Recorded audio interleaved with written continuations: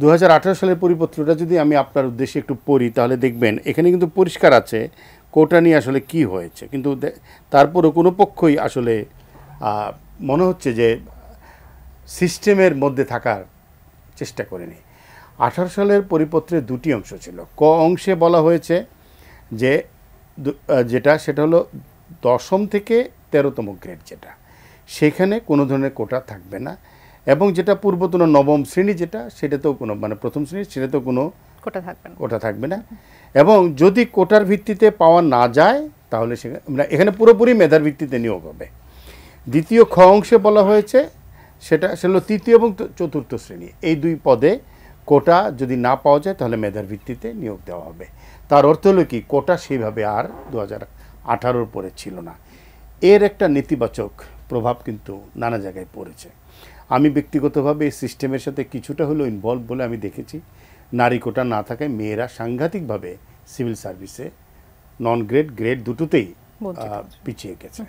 আমি দেখেছি আদিবাসী সম্প্রদায় ভয়ঙ্করভাবে উপেক্ষিত হয়েছে এই জায়গাগুলোতে। আরেকটা হলো প্রতিবন্ধী, তারাও কিন্তু সাংঘাতিকভাবে উপেক্ষিত হয়েছে। কিন্তু এটা কে নিয়েছে, দেখা যাচ্ছে যে এই তালিকা অনুযায়ী জেলা কোটাটা সবচেয়ে বেশি মানে পূরণ করা হয়েছে এটার ভিতরে।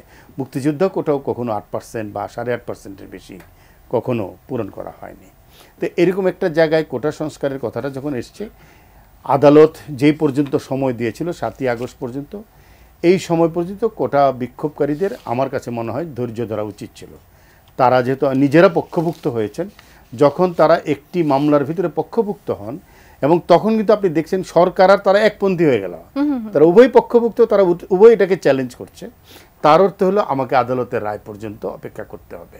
তারা যেহেতু সেটা করে নেই, তার অর্থ হলো এখানে তারা এক ধরনের কৌশলগত ভুল করেছে, অথবা তাদের ভিতরে কোথাও না কোথাও একটা উস্কানি ছিল। এবং তারা যে কথাগুলো বলেছে এখনই সংসদের অধিবেশন ডাকতে হবে, এটার জন্য সংসদের অধিবেশন ডাকা এটা কি যুদ্ধকালীন পরিস্থিতি? তা তো নয় যে আমাকে ইমার্জেন্সি সংসদ অধিবেশন ডাকতে হবে।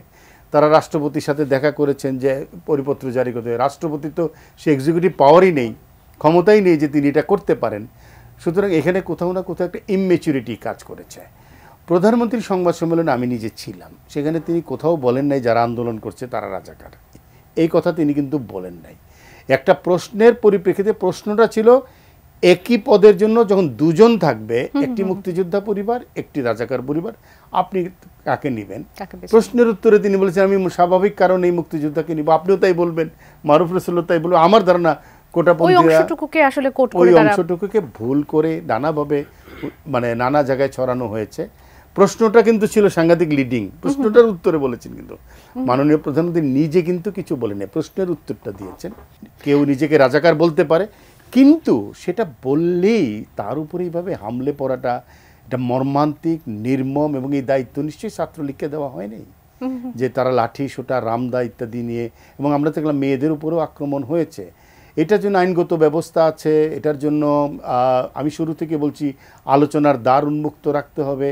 সেটা না করে যে পন্থা এটাকে দমনের চেষ্টা করা হয়েছে, এটা অনভিপ্রেত, মর্মান্তিক, মর্মাহত। এবং যেভাবে আজকে সাধারণ ছাত্রছাত্রীরা আহত হয়েছে, মানে এটা কোনো সভ্য সমাজে কেউ কোনো সংবেদনশীল মানুষের কাছে এটা গ্রহণযোগ্য হতে পারে না।